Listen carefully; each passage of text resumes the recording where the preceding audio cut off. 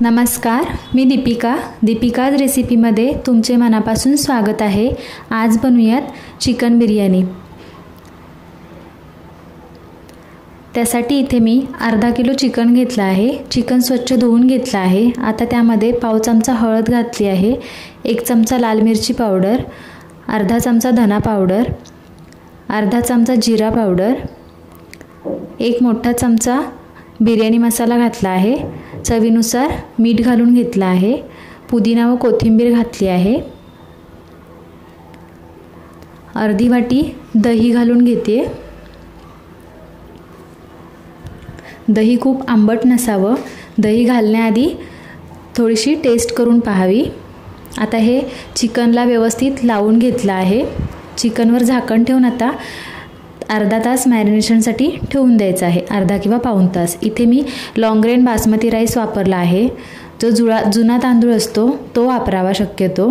आता तांदूळ व्यवस्थित धुवून घ्यायचा आहे। पांढरं पाणी जोपर्यंत येते तोपर्यंत धुवून घ्यायचं आहे। इथे मी तांदूळ चांगला 3-4 वेळा धुवून घेतला आहे। आता यामध्ये पाणी घालून ठेवलं आहे। साधारण आपल्या बोटाचं जे पहिलं पेर असतं तिथपर्यंत पाणी घालून घेतलं आहे व झाकण ठेवून तांदूळही ठेवून दिला आहे भिजण्यासाठी। आता एका मोठ्या पातेलीमध्ये मी 3 पळ्या तेल घालून घेतलं आहे व यामध्ये साधारण 4 कांदे मी मोठ्या आकाराचे पातळ चिरून घेतलेत, ते घालून घेते। यावर थोडंसं मीठ घालून घ्यायचं म्हणजे कांदा अळणी लागत नाही। मोठ्या गॅसवरच कांदा सोनेरी रंग येईपर्यंत तळून घ्यायचा आहे। इथे कांदा मी सोनेरी रंग येईपर्यंत तळून घेतला आहे। काढताना असा थोडा दाब देऊन तेल नितळून काढून घ्यावा। आता तांदूळ शिजवण्यासाठी इथे मी मोठ्या पातेलीमध्ये पाणी उकळून घेतलं आहे व यामध्ये 2 तमालपत्र, अर्धा चमचा शहाजिरं, 3 काळी मिरी, 2 लवंग आणि दालचिनीचा तुकडा घालून घेते। यामध्ये 3 चमचे मीठ घालून घेते। मीठ थोडं जास्त घालावं म्हणजे भात अळणी लागत नाही। 1 चमचा तूप घालून घेते आणि अर्ध लिंबू पिळून घेते म्हणजे तांदूळ एकदम भात आपला पांढरा शुभ्र होतो। थोडीशी पुदिना आणि कोथिंबीर घालून घेतली आहे व आपण जो तांदूळ भिजायला ठेवला होता तो घालून घेते। आता पूर्ण तांदूळ घालून घेतला की एकदा असं हलवून घ्यायचं चमच्याने व तांदूळ पूर्ण शिजू द्यायचा मोठ्या गॅसवरच। इथे तुम्ही बघू शकता तांदूळ छान शिजला आहे। हाताने तोडला तर तुकडे होत आहेत, म्हणजेच तांदूळ आपला 80 ते 90% शिजला आहे। आता तांदूळ पाणी वेगळं करून घेतलं आहे तांदळातलं। फोडणीसाठी 2 तमालपत्र, 4 काळी मिरी, 2 लवंग, 1.5-2 इंच दालचिनीचा तुकडा, 1 मसाला वेलची, 2 हिरव्या वेलची आणि 1 स्टार फूल घेतला आहे।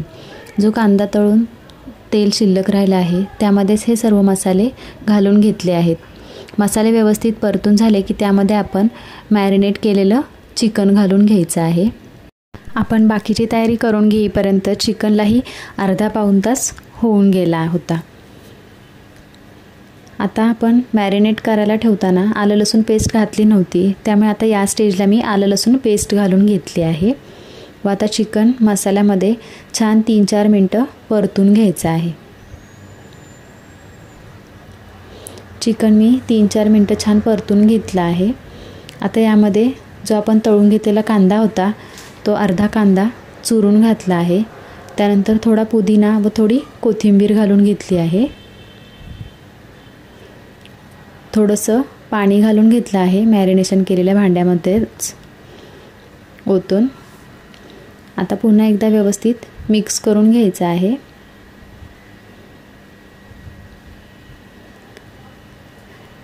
यावर झाकण ठेवून चिकन शिजवून घ्यायचं आहे, पूर्ण शिजू द्यायचं नाही आहे चिकन आपल्याला। इथे मी चिकन शिजवून घेतलं आहे साधारण 7-8 मिनटं। आता यावर जो आपण भात करून घेतला होता तो अर्धा भात घालून घेते, व्यवस्थित पसरून घ्यायचा आहे। त्यावर आता तळून घेतलेला कांदा घालते, त्यानंतर थोडासा पुदिन्याची पानं, थोडीशी कोथिंबीर,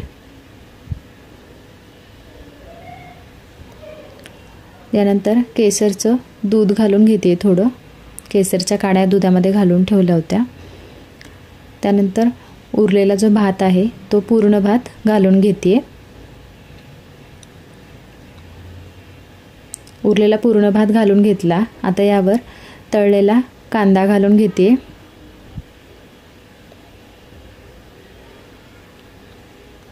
त्यानंतर पुदिन्याची पानं, कोथिंबीर, उरलेलं केसरचं दूध आहे ते घालून घेते पूर्ण. त्यानंतर 1 चमचा तूप घालून घेते व झाकण ठेवून आता याला चांगली वाफ काढून घ्यायची आपल्याला.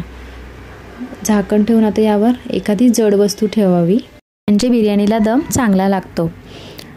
आता 15 मिनटं मी बिर्याणीला दम देऊन घेतला आहे. आता त्यानंतर ही बिर्याणी अशीच ठेवली होती अर्धा तास. आता उघडून पाहते. इथे तुम्ही बघू शकता तांदूळ आपला पूर्ण व्यवस्थित शिजला आहे. भातही आपला एकदम मोकळा झाला आहे, चिकट झाला नाही आहे. तुम्हीही याप्रमाणे बिर्याणी करून पाहावं कशी झाली ते कमेंटमध्ये नक्की सांगा. तुम्हाला जर हा व्हिडिओ आवडला असेल तर व्हिडिओला लाईक करा व चॅनलला सबस्क्राईब करा. व्हिडिओ पाहिल्याबद्दल धन्यवाद.